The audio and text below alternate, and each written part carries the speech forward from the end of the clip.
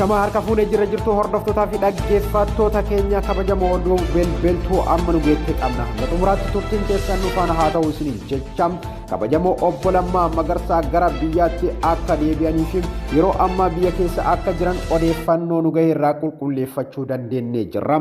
Odeeffannoo nu gahee irraa akka qulqulleeffannetti kabajamoo obbo Lammaa Magarsaa guyyaa kamisaa gara biyyaatti akka deebi'anii fi muummicha ministeera Abiy Ahmadiinis wal arguu akka danda'an odeeffannee jirra. Lammaa Magarsaa yeroo hedduuf kan hin mul'atin ija ummataa duraa kan fagaatee ture dhiibbaa irra ga'e jechuudhaan uummanni Oromoos akka waan Lammaa Magarsaa mootummaadhaan dhiibbaan irra ga'etti kan fudhatamee fi akkasumas akkasitti kan haasa'amaa ture yoo taatu Lammaa Magarsaa garuu dhugumaan dhiibbaan hangas ga'u irra ga'e ija ummataa duraa fagaate moo maal kan jedhu ammas gaaffii addaa ta'ee itti fufee jira. Haa ta'u malee akka odeeffannoo qabnutti Lammaa Magarsaa dhaabbata biyya alaa tokko keessa biyya alaattis hojjechaa akka ture odeeffannee jirra. Kanaafis biyyas yeroo dhufu dhoksaadhaan akkasumas dhaabbata kana wajjin dalagaa akka ture kan odeeffannee fi Lammaa Magarsaa garuu siyaasa Itoophiyaa irraa dhiibamee akka ture shakkiin kan hin jirredha. Haa ta'u malee Lammaa Magarsaa turtii yeroo dheeraa booda guyyaa har'a akka biyyatti mul'atee fi akkasumas qabatamaan biyya galuun isaa ragaan agarsiisee jira.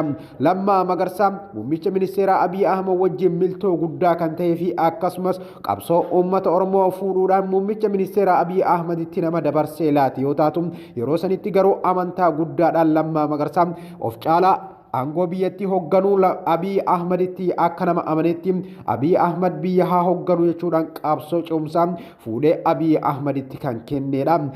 Abiy Ahmedis Lammaa Magarsaa irraa qabsoo akkuma fuudheen haala gaariin osoo adeemaa jiru kan mucucaatee qiletti of darbee Lammaa Magarsaatiin deebi'ee booddee wal dura akka dhaabbatan odeessi keessoo isaanii irraa bahe ni addeessa.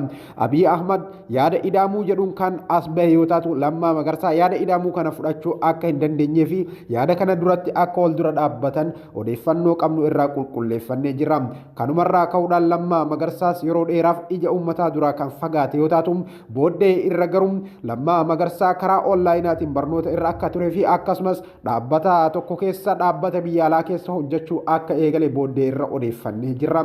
Lammaa Magarsaa yeroo hedduu biyya ormaatti kan turee fi qabsoo Oromoos kan akka nama ganeetti hamatamu waan ta'eef waa'ee Oromoo akkasumas waa'ee siyaasa Itoophiyaa dubbachuu irraa kan of fageesse yoo taatu garuu yeroo ammaa kana marii biyyaalessaa isa jedhamu irratti akka hirmaatuuf waamichi kan godhameef karaa muummicha ministeera Abiy Ahmediin Lammaa Magarsaa waamicha kana irratti hirmaachuuf gara biyyaatti akka deebi'ee odeeffannee jirra. Kanaanis yeroo ammaa kana fuulli sooshaal miidiyaa hawaasummaa hunduu odeeffannoo obbo Lammaa Magarsaa qofa ta'uudhaan facaafamaa jira. Lammaa Magarsaa guyyaa kamisaa gara biyyaatti kan deebi'e ta'uyyuu muummicha ministeera Abiy Ahmediin ergasii hoteela Ililliitti wal arganii jaarsummaa irra akka turanis odeeffannee jirra. Muummichi ministeera Abiy Ahmed dongorota tokko kan ofii isaatii uumee Lammaa Magarsaatiin addaan of fageesseef dhiifama akka gaafates odeeffannee jirra.